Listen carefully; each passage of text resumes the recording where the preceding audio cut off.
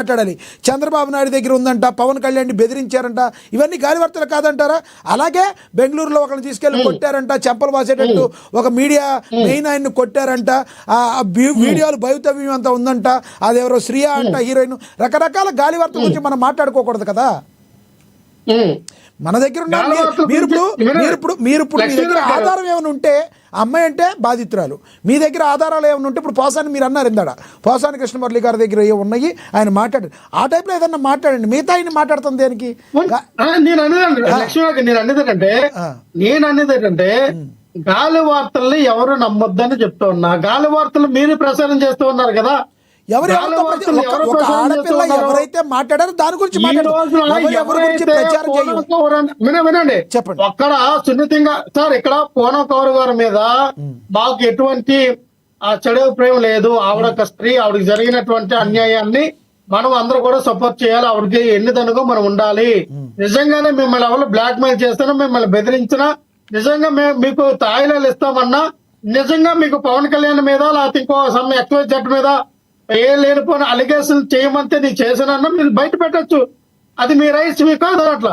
కానీ చాలా సందర్భంలో నన్ను తార్చారు, మార్చారు, తీసుకెళ్లారు, రూములు తిప్పారని మాట్లాడిన వ్యక్తులు ఉన్నారు. ఆ వ్యక్తులు ఈ రోజున లేదని మీరు డైవర్షన్ చేయడానికి మీరు చూస్తూ ఉన్నారు. అది కరెక్ట్ కాదన్నాను. ఆవిడ ఏం మాట్లాడారు? ఏమండి మీ దగ్గర వీడియోలు ఉన్నాయంట, మీ దగ్గర ఫోటోలు ఉన్నాయంట, మీ దగ్గర సమాచారం ఉందంట, మాకు ఇవ్వండి, వాటికి మేము డబ్బులు ఇస్తామన్నారు. మీకెందుకంటే లేదమ్మా ఇవ్వండి మీకు డబ్బులు ఇస్తాము అని అన్నారని ఆవిడ చెప్తే మీరేమన్నారు?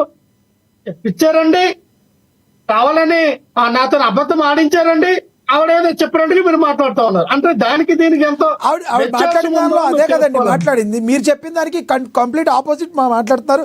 ఎస్, లక్ష్మణరావు గారు మళ్ళీ దీని గురించి మీరు మాట్లాడతారు, కానీ మనతోటి సీనియర్ జర్నలిస్ట్ అక్షర్ సత్యం గారు ఫోన్ ద్వారా అందుబాటులో ఉన్నారు.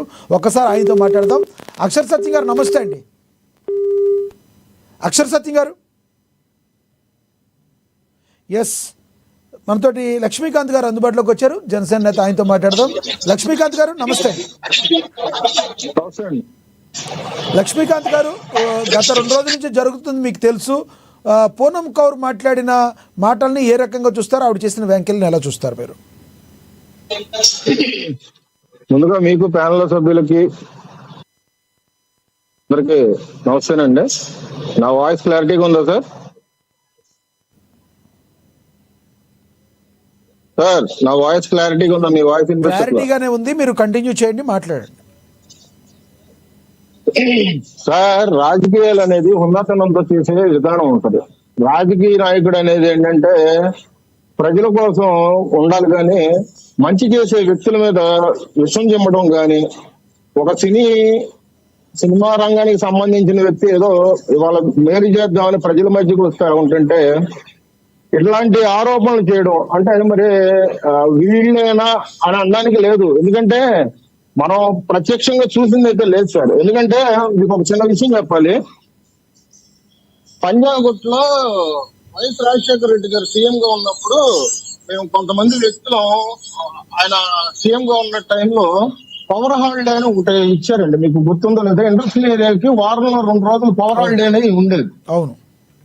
ఆ టైంలో మేము ఇండస్ట్రీకి సంబంధించి అంటే ఇండస్ట్రియల్ ఏరియాకి సంబంధించిన వాళ్ళు మేము కొంతమంది రాజశేఖర రెడ్డి గారి దగ్గరికి వెళ్ళాం. ఆ టైంలో రాజశేఖర రెడ్డి గారి దగ్గర అక్కడ అనుకున్న వ్యక్తులు ఏంటంటే జగన్మోహన్ రెడ్డి గారు పశుపతి అంట, అరుంధతి సినిమాలో నచ్చిందంటే చెరేస్తారు బెంగళూరు ప్యాలెస్ లో అన్న మాటలు వచ్చినాయి. అంటే ఈ మాటలు మనం చూడలేదు, గాలి మాటలు గాలిగా పట్టించుకోవాల్సిన అవసరం లేదు. అయితే నేను పర్టిక్యులర్ గా ఇవాళ రోజున నేను ఈ విషయాల మీద నేను స్పందించకూడదు, కానీ డిబేట్ కు వచ్చిన దానికి కారణం మెయిన్ రీజన్ ఏంటంటే పోసాని కృష్ణమురళి లాంటి వ్యక్తి అంటే అప్పుడు జగన్మోహన్ రెడ్డి గారితో ఉండేవాడు కాబట్టి ప్రెస్ మీట్లు పెట్టి పవన్ కళ్యాణ్ గారి గురించి ఇష్టారీతిగా మాట్లాడి పవన్ కళ్యాణ్ గారి ఇంట్లో వాళ్ళ భార్యని గాని పిల్లల గురించి గాని నీచంగా విమర్శలు చేసిన వ్యక్తి. తన కర్మ ఫలితం తర్వాత అనుభవించి జైలు పాలయ్యి ఏదో కటకటాలు లెక్క పెట్టాడు, దాని సంగతి పక్కన పెట్టండి. కానీ రాజకీయంగా ఇటువంటి కాకుండా హుందాతనంగా ప్రవర్తించే రాజకీయ నాయకులు ఎవరున్నారు చెప్పండి. అంటే వాళ్ళ రోజున మేము అధికారంలోకి ఉన్నాము, మేము భారతీయ రెడ్డి గారి గురించి ఒక మాట అంటేనే కిరణ్ అనే అతన్ని తీసుకెళ్లి మేము లోపల వేసిన పరిస్థితి. కానీ వాళ్ళ అధికారంలో ఉన్న టైంలో చిన్నపిల్లల కోసం అమ్మఒడి అనే ఒక కార్యక్రమం పెట్టుకున్నా గానీ, లేదంటే